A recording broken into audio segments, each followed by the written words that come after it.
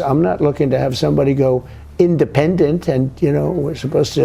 চীনের president Xi Jinping এর সঙ্গে বৈঠক শেষে তাইওয়ান ইস্যুতে কঠোর বার্তা দিয়েছেন মার্কিন প্রেসিডেন্ট ডোনাল্ড ট্রাম্প।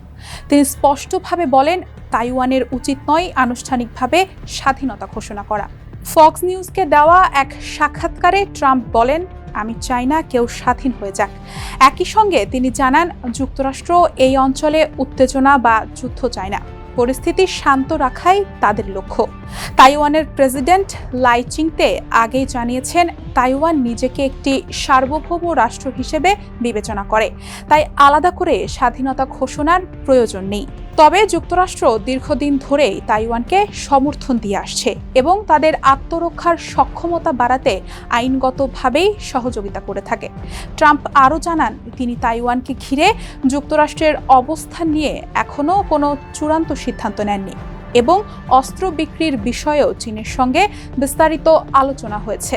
চীন তাইওয়ানকে নিজেদের অংশ হিসেবে দাবি করে এবং প্রয়োজনে শক্তি প্রয়োগের ইঙ্গিতও দিয়ে আসছে।